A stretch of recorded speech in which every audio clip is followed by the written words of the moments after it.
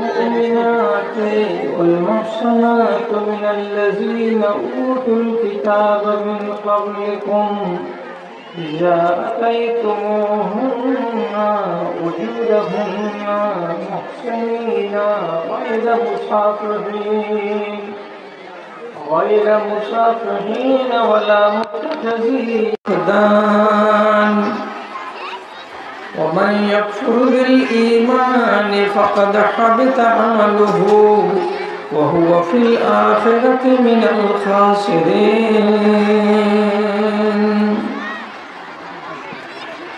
আরামের তরে ভালোবাসো যদি শীতল গাছের ছায়া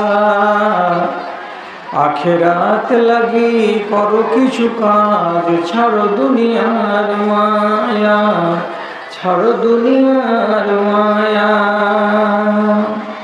প্রভুর স্মরণে ক্ষয় করে দাও তোমার দেহ আর মন পথিকের বেশে হয়েছে তোমার এ ধরায় আগমন সব কিছু ফেলে চলে যাবে তুমি আসলে মরণক্ষণ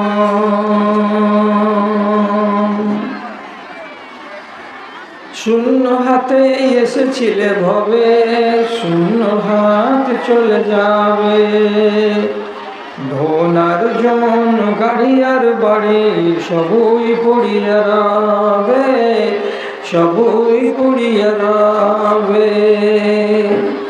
ছেলেরা তোমায় কবরে শোয়াবে পরায় বস্ত্র সাদা কাফন পথিকের বেশে হয়েছে তোমার এ ধরায় আগমন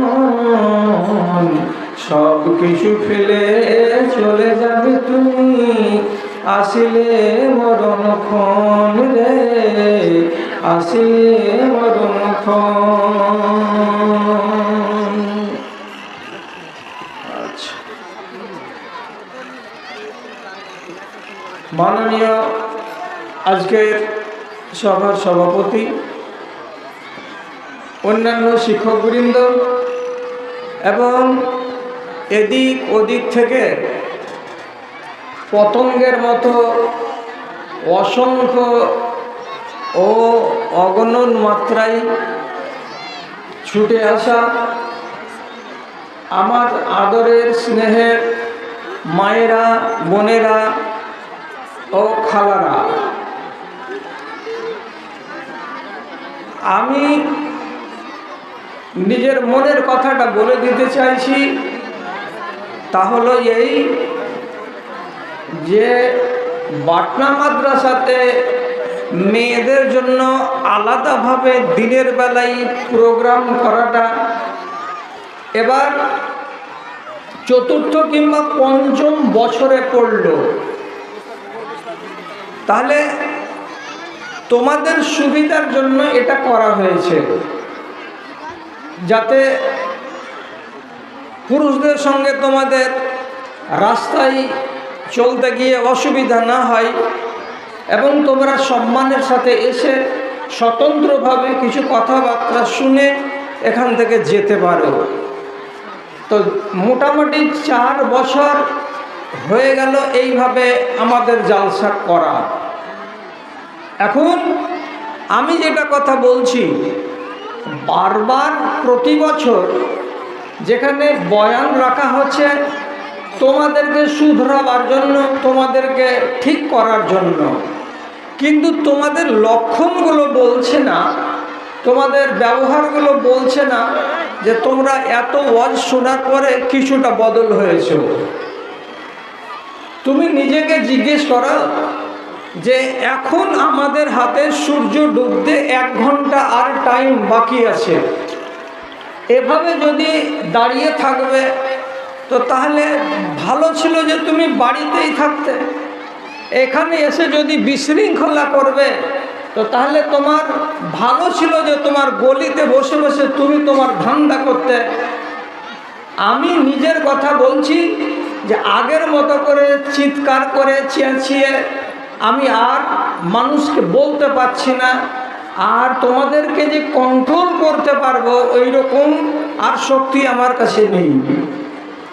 কথা বুঝাচ্ছি, বুঝে যদি কথা শুনো তো শোনো, আর না শুনলে কোনো কথা বলার নেই। এইরকমই জালসা উত্তর দিনাজপুরে ভুলকি মাদ্রাসাতে হয়। তো তোমরা এখানে যতটি মেয়ে ছেলে এসেছো এর থেকে কমসে কম 3 গুণ বেশি ওখানে মেয়ে ছেলে জমা হয়। কিন্তু আমি ওখানে দেখেছি যে রাত পর্যন্ত 12টা পর্যন্ত শুধু ওদের নামে জালসা চলে, কিন্তু এই রকম করে ক্যাচের ম্যাচের কেউ করে না, হাল্লা করে না। এইভাবে বেয়াড়া হয়ে যত্রতত্র দাঁড়িয়ে আছি আর কিছু মেয়ে ছেলের ব্যাঘাত সৃষ্টি করছি, এইরকম বেয়াদবি ওরা করে না। ওরা আলেম ওলামাদের মুখ থেকে 2-4টা কথা শুনে, আর শুনে কিছু ওয়াজ নসিহতগুলোকে পুঁজি করে বাড়ি নিয়ে যায়। এই কথাগুলোই তাদের জন্য সম্বল। আগামী 1টা বছর তুমি কিভাবে কাটবে, তুমি কিভাবে কাটাবে, তোমার ইমানটাতে যেন পোকা না লাগে, তোমার ইমান যেন দুর্বল না হয়, তুমি যেন ইমানের উপরে থাকতে পারো, তোমার মরণটা যেন ইমানের হালাতে হয়, তার জন্য তোমাকে শুধরাবার উদ্দেশ্যে আলেম ওলামা এইভাবে স্টেজে বসে বক্তৃতা বয়ান রাখছেন। কিন্তু সেই দিকে তোমাদের সাড়া, সেই দিকে তোমাদের কর্ণপাত তুলনামূলক কম দেখতে পাওয়া যাচ্ছে। জানো, মনে রাখো, কোরআন মাজিদের ভিতরে ছেলে এবং মেয়েদের জন্য সমানভাবে আইন আল্লাহ তাআলা নাজিল করেছেন। পুরুষদের জন্য আলাদা আলাদা কোনো নাম দিয়ে আল্লাহ তাআলা কোরআন মাজিদের সূরা আনেননি, অথচ মহিলাদের নামে সূরা নাজিল করা হয়েছে কোরআন মাজিদে। একটা সূরার নাম হলো সূরা নিসা। তো তোমাদের কত ভাগ্য ভালো, চিন্তা করো যে কোরআন মাজিদের ভেতরে তোমাদের নামে একটা আলাদা সূরা আল্লাহ রাব্বুল আলামিন দিয়েছেন, সূরাটার নাম সূরা নিসা। আচ্ছা, আরো বলছি, তোমাদেরকে বেশি বেশি করে জানতে হবে, তোমাদেরকে বেশি বেশি করে শিখতে হবে। তার জন্য আল্লাহ তাআলা কোরআন মাজিদে আরো কয়েকটা সূরা এনেছেন। যেমন বলছি সূরা নূর, এই সূরাটাতে তোমাদের আলোচনা বেশি। আরেকটা সূরার নাম সূরা আহজাব, এই সূরাটাতে তোমাদের আলোচনা বেশি। আরেকটা সূরার নাম বলছি সূরা তাহরিম, এই সূরাটাতে তোমাদের আলোচনা বেশি। তাহলে এতগুলো আলোচনা আর এতগুলো সূরা কেন আনা হলো? কেন আনা হলো? কেনর মানে হলো এটাই যে যেদিন থেকে আমাদের আদি পিতা হযরত আদম দুনিয়াতে এসেছেন, সেই দিন থেকে তোমরা সাথে আছো পুরুষদের, অর্থাৎ বাপের সাথে ছিল মা, আর ওই ধারা চলেই আসছে আজ পর্যন্ত। প্রত্যেকটা নরের সাথে আছে নারী, এটা আলাদাভাবে নেই। কিন্তু আক্কেলের দিক দিয়ে নারী জাতিকে আল্লাহ তাআলা পুরুষদের থেকে কম বানিয়েছেন। আমলের দিক দিয়ে নারী জাতিদের আমল হলো পুরুষদের তুলনায় কম। তো যাদের আক্কেল কম হবে তাদের দ্বারাই ভুল বেশি হবে, যাদের বিদ্যা বুদ্ধি কম হবে তাদের দ্বারাই ভুল ভ্রান্তি বেশি হবে। এই জন্য তোমাদের ভুল ভ্রান্তি যেন বেশি না হয় বলেই আল্লাহ তাআলা এতগুলো কোরআন মাজিদে সূরা নাজিল করেছেন। বাংলা তর্জমা কোরআন মাজিদ নিজেদের বাড়িতে রাখো, 250 টাকা 300 টাকা দাম লাগে। কত হাজার হাজার টাকা শাড়িতে উড়িয়ে দিলে, কত হাজার হাজার টাকা ম্যাক্সিতে উড়িয়ে দিলে, আর তোমার হাজার হাজার টাকা কত অন্যান্য শালে আর ব্লাউজে আর সায়াতে আর নাইটিতে খরচ করে দিলে।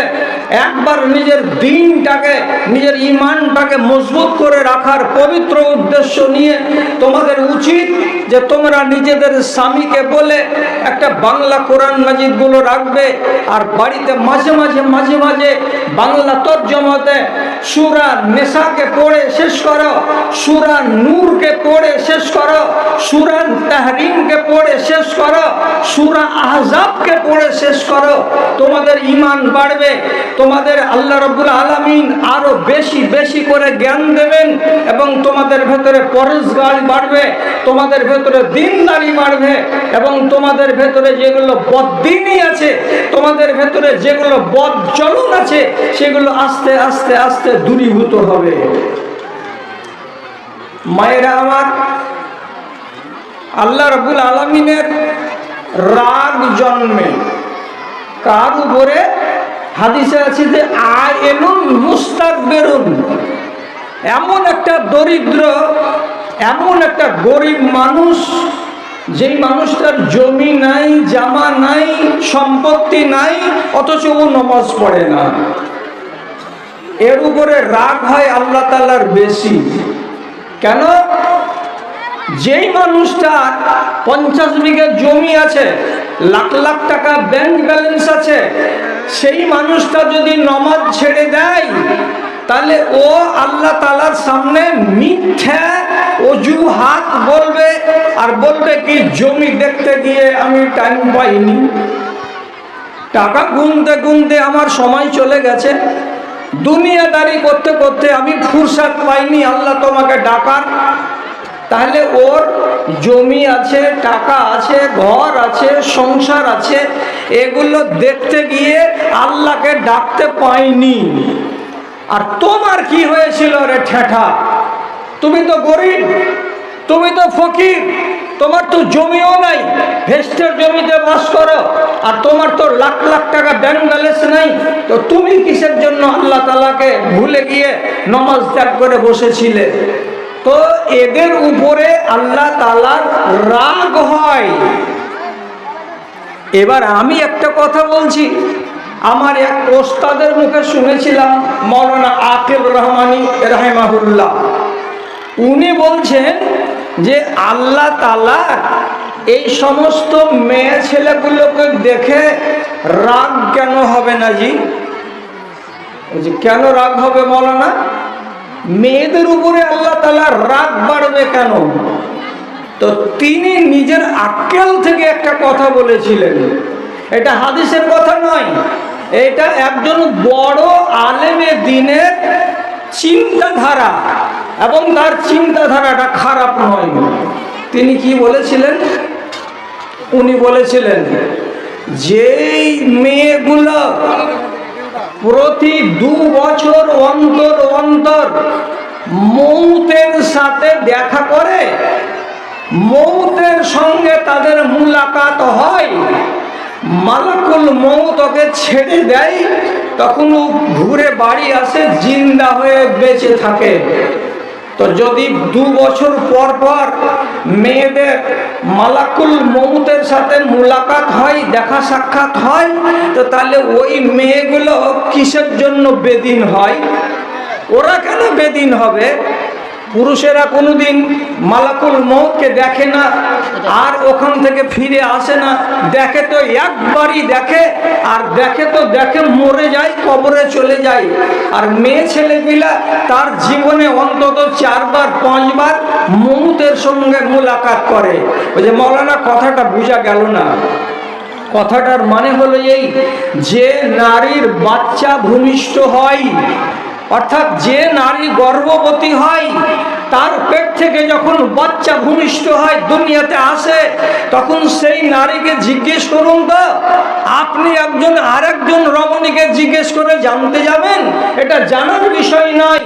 যে নারীর পেট থেকে বাচ্চা দুনিয়াতে ভূমিষ্ঠ হয়েছে, সে জন্ম দেওয়ার কালে কতটা কষ্ট পায়, তার জীবনের উপর দিয়ে কতটা যন্ত্রণা বয়ে যায়, মরণকে চোখের সামনে দেখতে পাই, সাংঘাতিক ব্যাপার।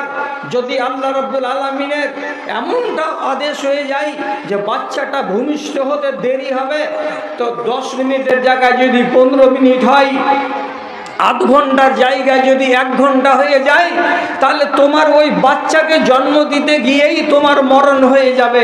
একটা দুটা মেয়ে ছেলে মরছে বাচ্চা জন্ম দিতে গিয়ে, শত শত মহিলা সারা বছর সদর হসপিটালে এবং অন্যান্য নার্সিং হোমে বাচ্চা জন্ম দিতে গিয়ে মরে যাচ্ছে।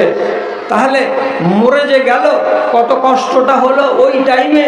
তাহলে যেই মেয়ে ছেলেটি বাচ্চা জন্ম দেওয়ার কষ্ট নিজের জীবনে ভোগ করেছে, সেই মেয়ে ছেলেটি তার মরণকে বলে ভুলে আছে কেন?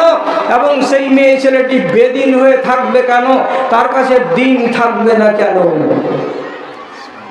জিজ্ঞাসাটা তো মন্দ নয়।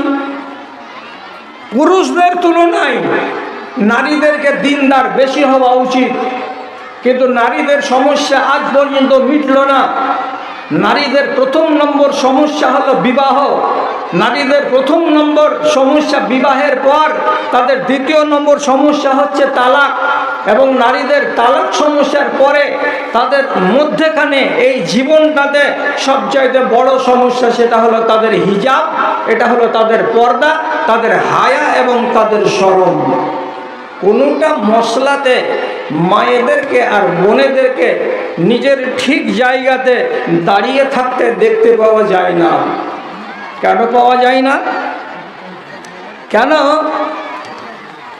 যাদের বিয়ে হয়ে গেছে তাদের তো বিয়ে হয়ে গেছে, যাদের বিয়ে হয়নি তারা কথাটার প্রতি কান লাগায়, তাদেরকে বেশি বেশি করে কান লাগাতে হবে। আমাদের সমাজে দিনের দিন ভুলগুলো বেড়েই চলেছে, ভুলগুলো হয়েই চলেছে। এত বেশি হতে লাগলো যে এখন আমাদের গা সওয়া হয়ে গেল। এখন আমাদের কার খারাপ লাগে না। সেটা কি? নিজের বাপকে না বলে কোনো রমণীর বিয়ে করে নেওয়া। বাপকে বললাম না, বাপ আমার মালিক, তাহলে না বলে যে বিয়ে করে নিলাম, এই জায়গাটাতে শতকরা 95টা মেয়ে ছেলে মশলা জানে না, এই শরিয়ত বুঝে না, যার কারণে এই যুবতী মেয়েরা বেশি বেশি করে ভুল করছে। মশলাটা কি? বিবাহের ব্যাপারে তোমার পাওয়ার হলো আধখানি, আর তোমার বাপের পাওয়ার হলো আধখানি। 100 নম্বরের ভেতরে তোমার নম্বর হলো 50, আর তোমার বাপের নম্বর হলো 50। 250 যখন এক জায়গাতে হবে, 100 হয়ে যাবে, তখন বিবাহ শাদীটা একদম পূর্ণাঙ্গ রূপে শরীয়ত মোতাবেক হবে। ভুল হচ্ছে কেন? ভুল হলো এটাই, কি? তুমি মশলা জানো না। কি মশলা? যেদিন বিয়ে লাগবে সেদিন তোমাকে তোমার আব্বা জিজ্ঞেস করবে, সুলতানা বেটি তোমার বিয়ে লাগাচ্ছি খোঁজ খামারে উমুকের বেটার সাথে। তোমার যদি মন না চাই, তাহলে তোমার বাপকে তুমি পরিষ্কার ভাষাতে বলতে পারবে যে আমি খোঁজ খামারে উমুকের ছেলেকে বিয়ে করব না, আমি নারাজ আছি। যদি তুমি বলো যে আমি নারাজ আছি, তাহলে তোমার বাবা তোমার বিয়ে তোমার মনের উল্টা দিতে পারবে না, ওর ক্ষমতা নাই। কেন? তোমার যতক্ষণ পর্যন্ত রেজামন্দি না পাওয়া যাবে ততক্ষণ বাপের রেজামন্দির কোনো দাম নাই। আবার আরেক দিক দিয়ে দেখো, তোমার রেজামন্দি আছে কিন্তু তোমার বাপের রেজামন্দি নাই, তাহলেও আবার হবে না। বাপকে এবং মেয়েকে সমানভাবে রাজি হতে হবে কোনো একটি জায়গায়, তাহলে পরে বিয়েটা তোমার সঠিক হবে। তো তুমি তো জানো যে আমার ক্ষমতা আছে অর্ধেকটা আর আমার বাপের ক্ষমতা আছে অর্ধেকটা, তো তাহলে তুমি কেন পালিয়ে গিয়ে সারা জীবনের মতো পাপ করো? একগুলো নেকিকে বলা হয় চলমান নেকি। তুমি মরে যাওয়ার পরে আর তোমার জীবনে যতদিন তুমি বাঁচবে ততদিন তোমার আমলনামাতে নেকি জমা হতে থাকবে, জমা হতে থাকবে। যেমন তুমি মাদ্রাসাতে একটা কোরআন মাজিদ দান করে দিলে, যতদিন কোরআন মাজিদটা পড়া যাবে ততদিন তোমার নেকি চালু থাকবে, বন্ধ হবে না। তুমি মাদ্রাসাতে যদি একটা টিউবওয়েল গেড়ে দাও, তাহলে ওই টিউবওয়েল থেকে যত মানুষ পানি পান করে উপকৃত হবে, তোমার বেঁচে থাকা অবস্থাতে এবং তোমার মরে যাওয়ার পরেও তোমার নেকি চলমান থাকবে। ঠিক এইরকমই পাপ, পাপ আছে চলমান।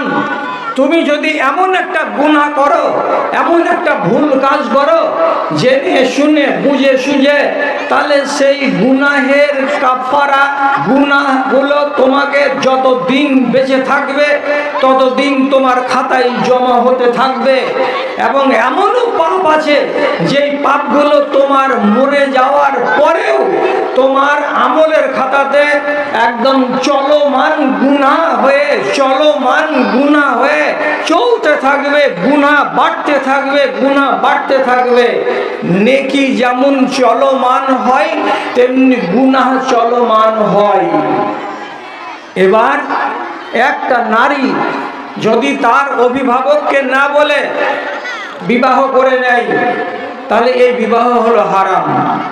এই হারাম বিবাহ করে যতদিন পর্যন্ত তুমি দুনিয়াতে বাঁচবে ততদিন পর্যন্ত তোমার চলমান গুনাহ হতেই আছে। প্রতিদিন, প্রতি রাত, সব সময় তোমার গুনাহ গুনাহ গুনাহ গুনাহ হতে আছে, হতে আছে, বাড়তে আছে, বাড়তে আছে।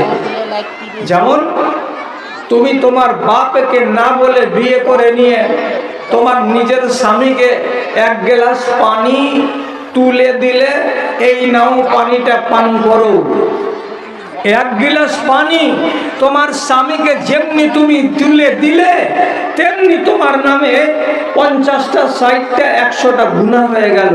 কেন? যে এটা তোমার স্বামী নয় আল্লাহর শরীয়ত মোতাবেক। আবার ওই স্ত্রীটাই, আবার ওই স্বামীটাই, এরা যদি শরীয়তের আইন মেনে স্বামী স্ত্রী হয়ে থাকতো, তাহলে আল্লাহ পাকের নবী বলছেন, তোমার স্ত্রীর মুখে যদি একটা চকলেট তুলে দাও, তোমার স্ত্রীর মুখে একটা যদি মিষ্টিকে একটু ভেঙে ওর মুখখানে তুলে দাও, তো রাসূলুল্লাহ বলছেন এটা তোমার জন্য সাদাকা।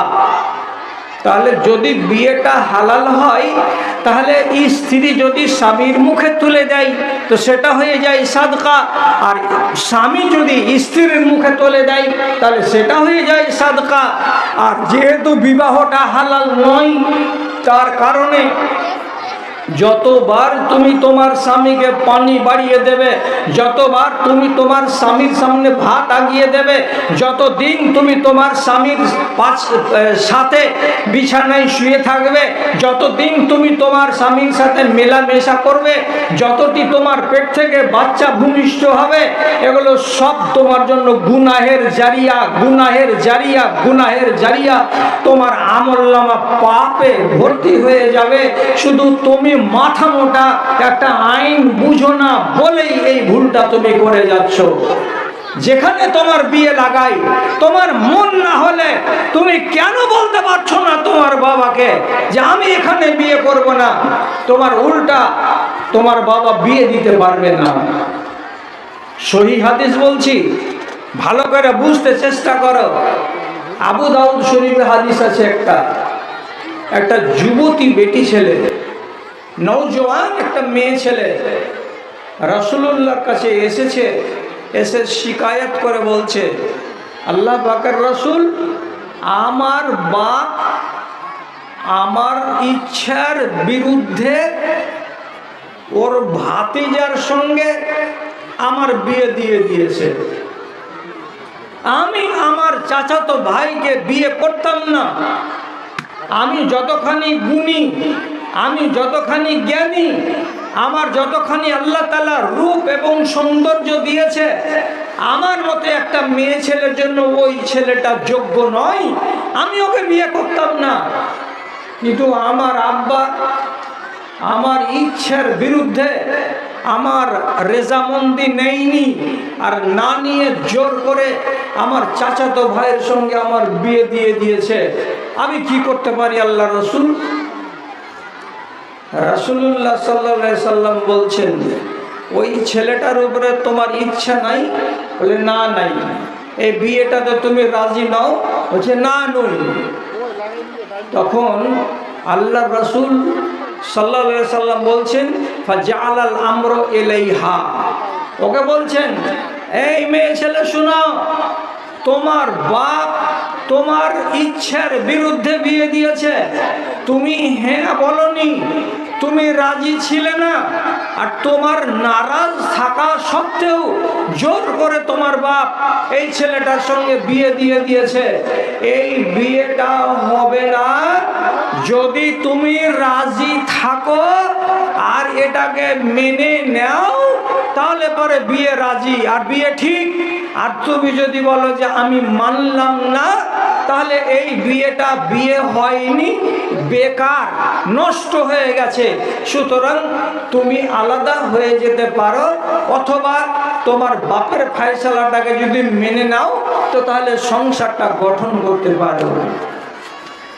মেয়ে ছেলেটি তখন জোর গলাতে বলছে, আল্লাহর রাসূল, আমি আমার বাপের ফয়সালাটাকে মেনে নিলাম।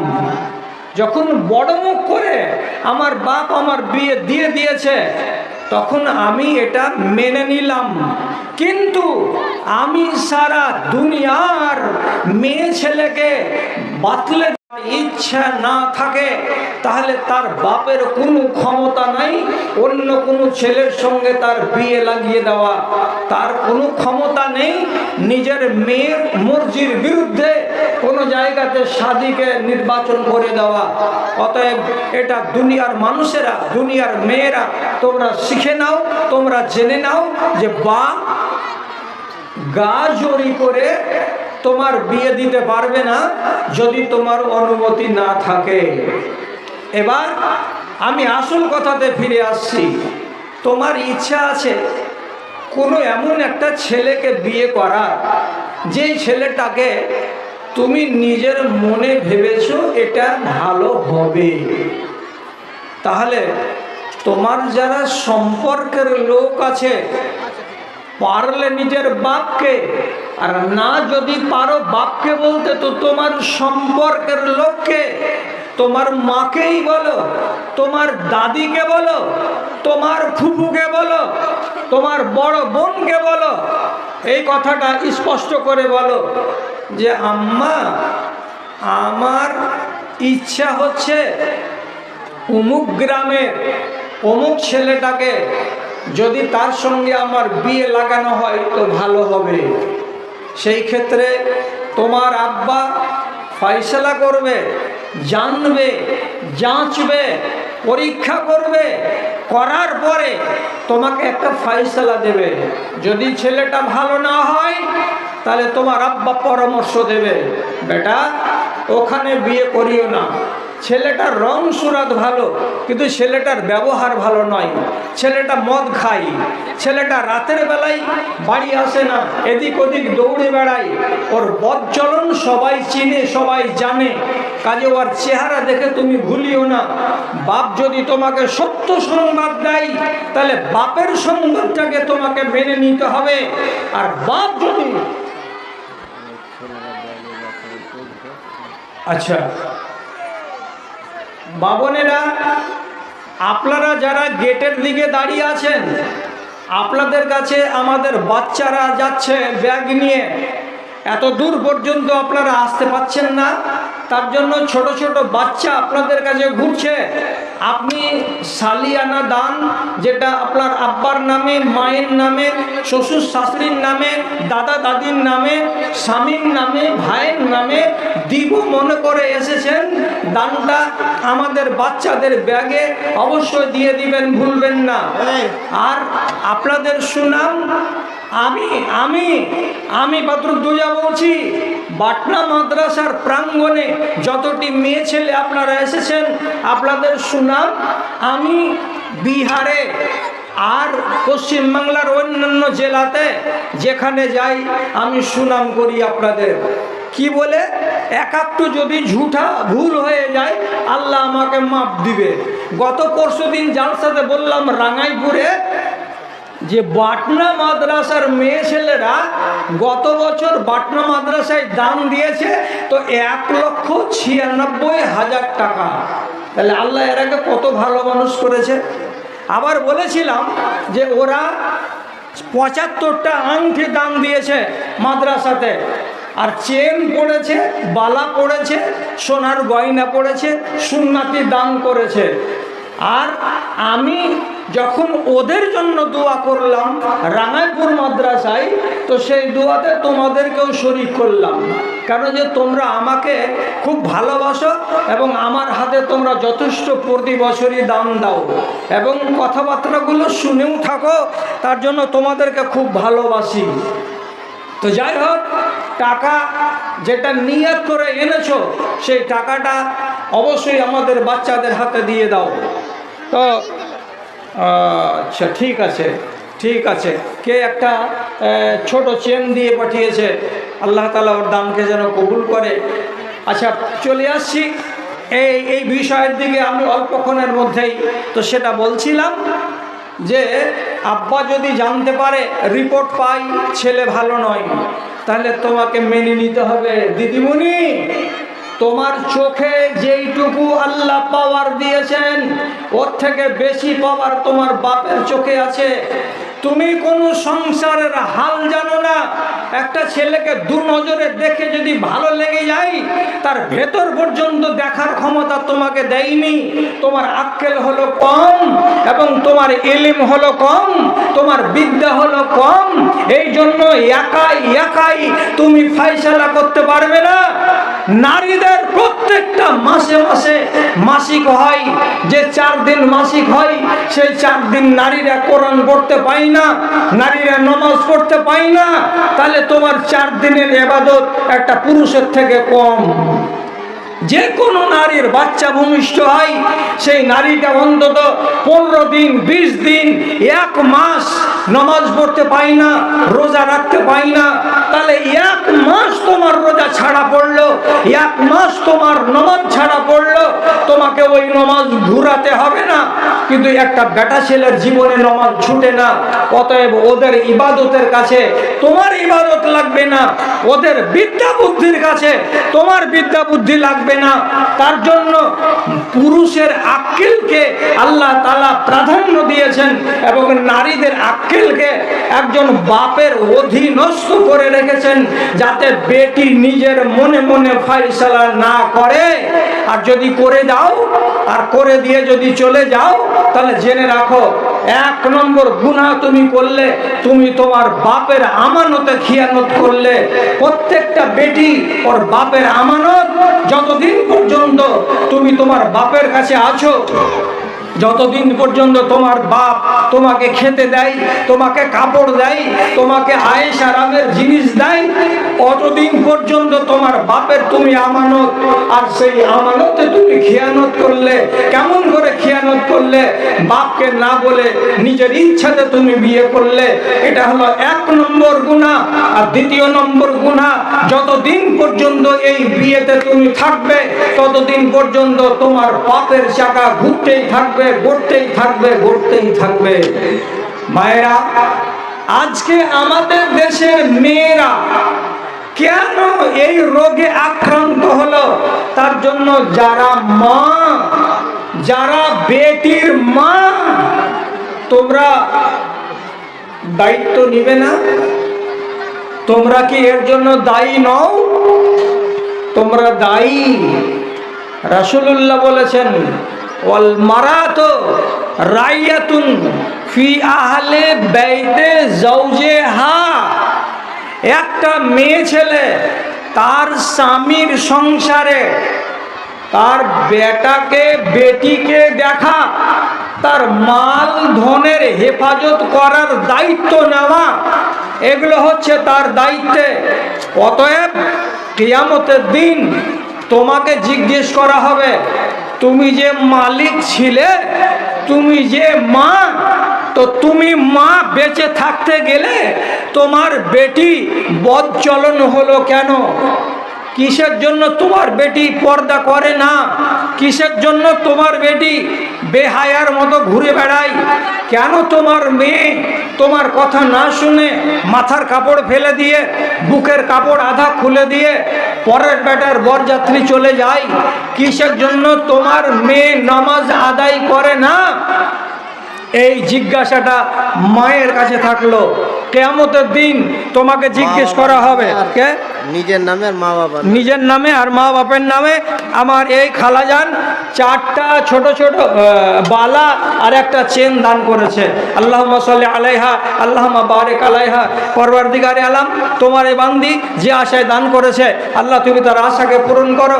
যে সমস্ত লোক তার পরিবারের কবরে চলে গেছে, আল্লাহ তুমি তাদের কবরকে প্রশস্ত করে দাও। ইন তুআযিবহুম ফাইন্নাহুম ইবাদুকা ওয়া ইন তাগফির লাহুম ফাইন্নাকা আনতাল আজিজুল হাকিম। আচ্ছা, কেন বলছিলাম কথাগুলো? এই জন্য বলতে গেলাম যে বর্তমান জমানাতে মেয়েদের রোগ হলো 3টা। একটা রোগ হলো নারীদের বেহায়াই বেড়ে যাওয়া, আর দ্বিতীয় নম্বর রোগ হলো বিবাহকে কেন্দ্র করে গাড়ি ভুল করা, আর 3 নম্বরের রোগ হচ্ছে আমাদের দেশে তালাকের সংখ্যা দিনের দিন বেড়ে যাওয়া। তালাক বাড়ছে কেন? এটা কি খেল? তালাকটা বেড়ে যাবে খেলা? শতকরা এখনকার জামানায় দেখছি বিবাহের মধ্যে ছেলে তালাক কম দিচ্ছে আর মেয়েরাই বেশি ব্যবহার করছে।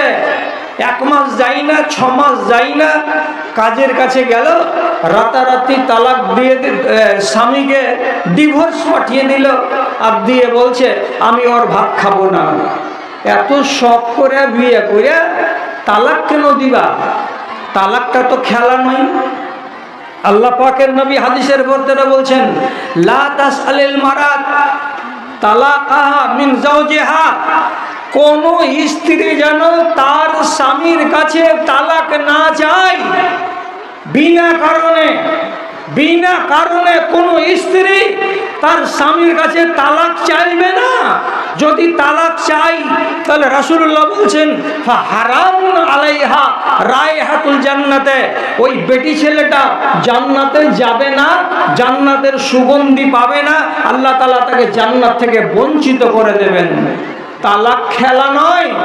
এই জন্য বিবাহের কালে 10 বার ভাবতে হয়, তারপরে যদি তালাক আসে তো আসবে।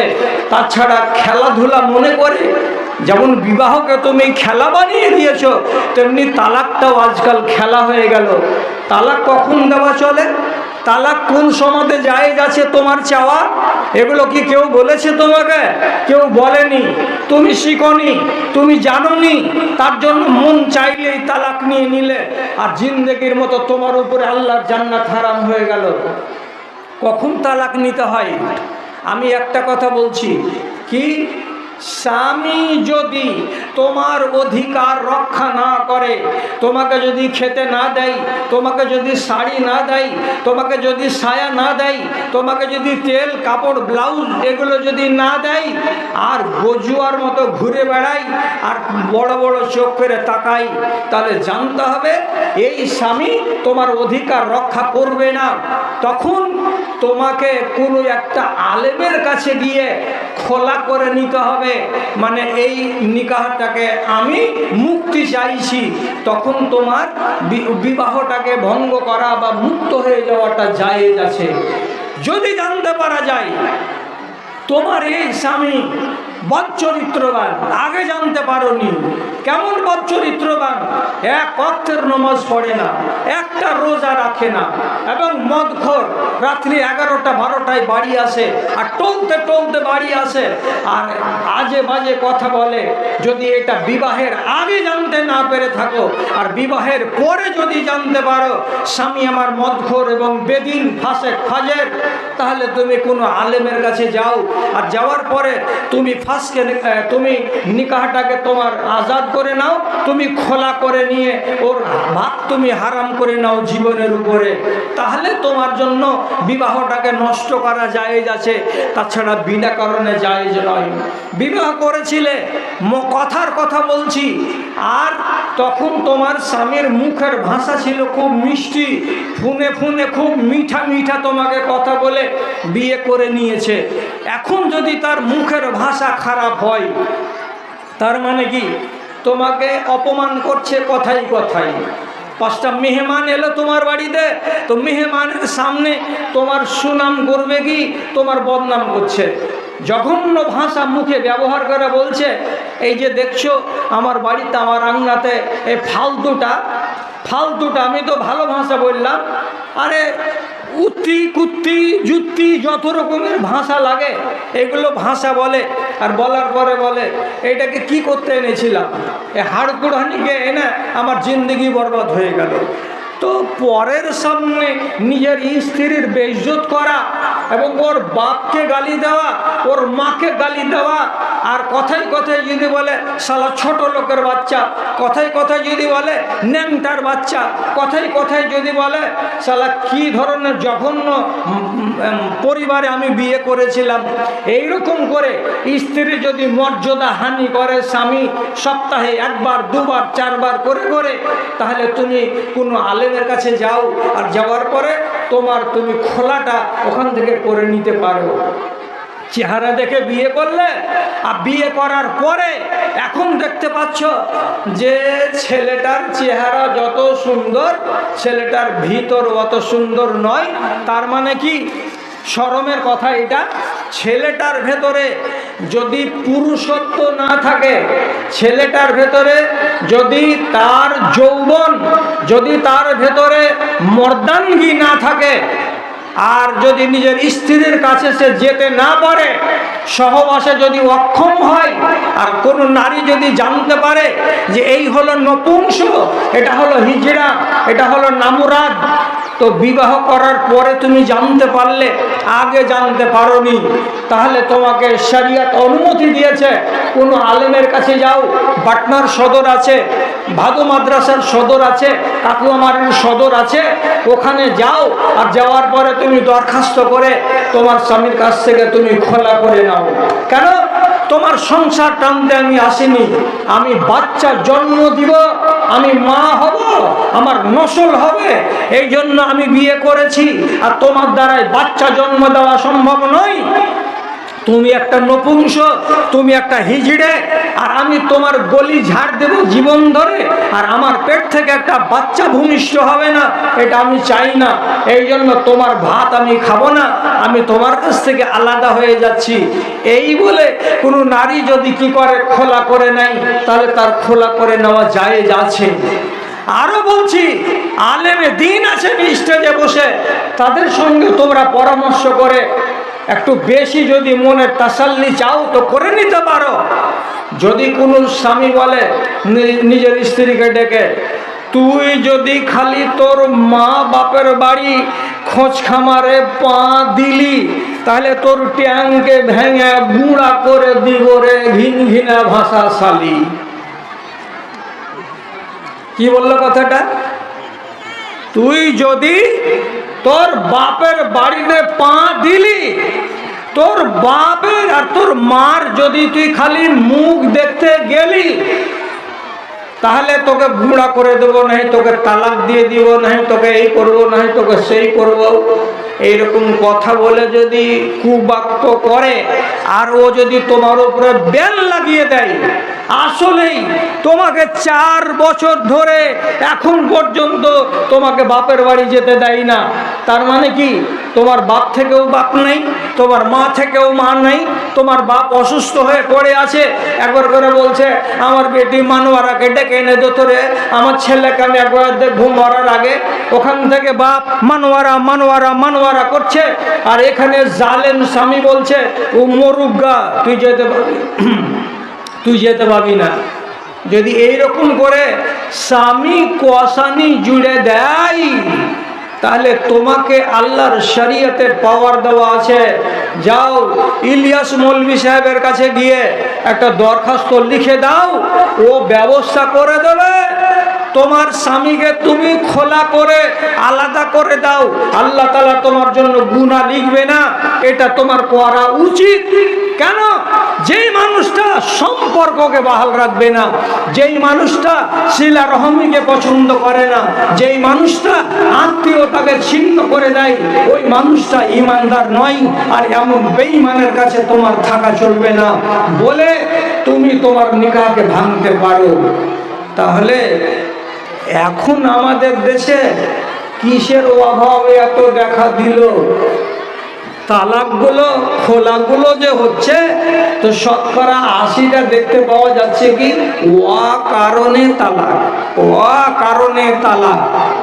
তো এই কারণে যদি তালাক দেওয়া হয়, তালাকের মশলাতে নারীরা বেশি বাড়াবাড়ি করার কারণে কি হচ্ছে ভুল, তোমাদের উপরে আল্লাহর জান্নাত হারাম হয়ে যাবে। তো আমি আর কথা বাড়াচ্ছি না। কেন কথা বাড়াচ্ছি না?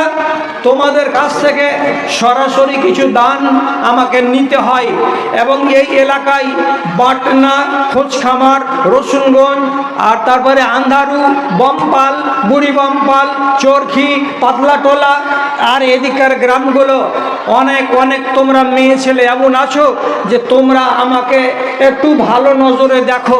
এখান থেকে চলে গেছি কিন্তু তোমরা আমাকে আজও ভুলোনি, অতএব আমিও তোমাদেরকে ভুলিনি। তোমরা নিজেদের মায়ের নামে, তোমরা নিজেদের বাপের নামে, তোমরা নিজেদের মৃত ব্যক্তিদের নামে আমার সামনে এবার এসো, কে কতটি করে দান আনছো। তবে এই কথাটা মনে রাখতেই হবে যে তোমাকে আল্লাহ পাকের রাসূলের যেগুলো সুন্নাতি দান, সে সুন্নাতি দান তোমাকে করতে হবে। সুন্নাতি দান কি?